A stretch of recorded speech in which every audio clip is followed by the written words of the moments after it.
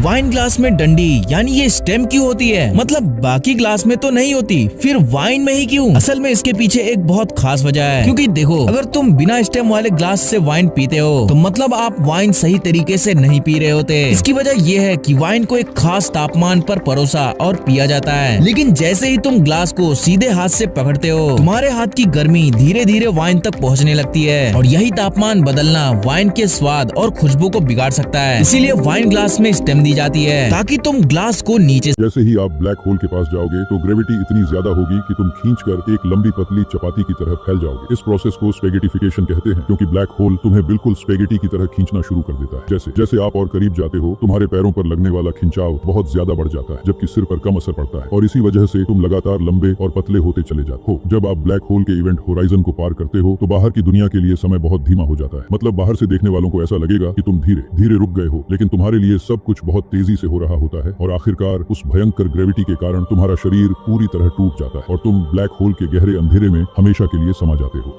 जब कभी सांप को चिड़िया के अंडे मिलते हैं तो वो बिना डकार लिए उन्हें निकल जाता है, लेकिन इस चिड़िया के अंडों को चाहकर भी कुछ नहीं कर पाता, क्योंकि पेंडोलिन टिट नामक ये चिड़िया अपना घोंसला पेड़ की टहनी पर लटकता हुआ बनाती है ताकि कोई शिकारी चाहकर भी वहाँ तक ना पहुँच पाए। लेकिन अगर फिर भी कोई सांप किसी तरह इसके घोंसले तक पहुँच जाता है तो भी उसे घोंसले में अंडे नहीं मिलते, क्योंकि घोंसला अंदर से खाली होता है, लेकिन सिर्फ सांप के लिए, क्योंकि अंडे घोंसले में ही होते हैं मगर सांप को नहीं दिखते। और ऐसा इसलिए बिकॉज घोंसले में जाने की 2 एंट्रेंस होती है, जिससे 2 अलग अलग कमरों में जाया जा सकता है। जहां एक कमरा चिड़िया स्पेशली सांप को बेवकूफ बनाने के लिए बनाती है, जो कि खाली होता है और इसका रास्ता हमेशा खुला रहता है। वहीं दूसरा कमरा जिसकी एंट्रेंस छिपी हुई होती है, उस कमरे में चिड़िया के बच्चे सुरक्षित। देखो क्यों चाइना के स्कूल बाकी दुनिया से अलग है, क्योंकि वहाँ लगभग हर स्कूल कैंटीन में एक मशीन लगी होती है जो स्टूडेंट के बचे हुए खाने को खा जाती है। असल में जब बच्चों को कैंटीन में खाना दिया जाता है तो अक्सर बच्चे थोड़ा खाना बचा देते हैं, जिसे उन्हें इस मशीन में डालना होता है। ये मशीन खाने के छोटे छोटे टुकड़े करके खाने में से तेल अलग कर देती है। इस तेल को रिसाइकल करके बायोफ्यूल बनाया जाता है, जबकि बचे हुए हिस्से को बैक्टीरिया की मदद से फर्मेंट करके फर्टिलाइजर में कन्वर्ट कर देते हैं। यानी जो खाना कचरे में जाता उसी से उन लोगों ने काम की चीज। ये लड़की पानी में अपना क्रेडिट कार्ड स्वाइप कर रही है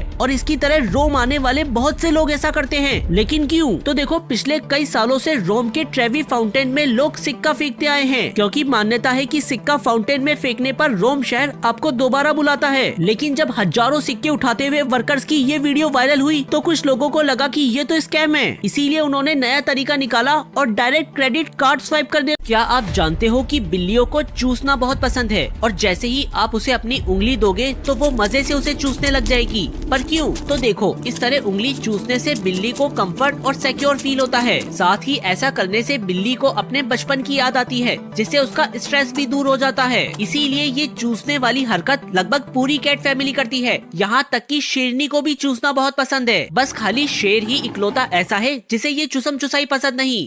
अगर ये चीज आपको कोई मुंह में लेने को बोले तो गलती से भी मत लेना, क्योंकि यह है बिल्ली की पूंछ यानी कैट टेल, जिसे अक्सर लोग प्रैंक के इरादे से दूसरों को देते हैं, क्योंकि इसका ऊपरी हिस्सा बहुत फ्लफी होता है और जरा से दबाव से फटकर रुई की तरह फैल जाता है। हालांकि जब ये कच्चा होता है तब फायदेमंद रहता है, खा सकते हो, लेकिन पकने के बाद मुँह में लोगे तो पूरा मुँह रुई से भर जाएगा, जिससे चोकिंग भी हो सकती है। ये जानवर बिना बालों के बहुत ही अजीब दिखाई देते हैं। सबसे पहले उल्लू पंखों के साथ कितने क्यूट लगते हैं, पर सिर्फ पंखों के साथ। ये देखो बिना पंखों के ये ऐसे लगते हैं मानो कि कोई एलियन का पालतू जानवर धरती पर छूट गया हो। नेक्स्ट है बेयर, जो दिखने में बहुत ही गजब लगते हैं, पर सिर्फ बालों के साथ। अगर इनका बाल काट दिया जाए तो ये किसी मिस्टीरियस क्रिएचर से कम नहीं लगते। क्या आप जानते हो कि क्रिकेट को हिंदी में क्या बोलते हैं और रोटी को इंग्लिश में क्या बोलते हैं? अगर नहीं तो आइए जानते हैं। नंबर 3, आपने इस पीली मशीन को तो कई बार देखा होगा, जिसको लोग जेसीबी के नाम से जानते हैं। इसकी फुल फॉर्म है Joseph Cyril Bamford, but actual में ये तो कंपनी का नाम है। इस मशीन का रियल नाम है बैक हो लोडर।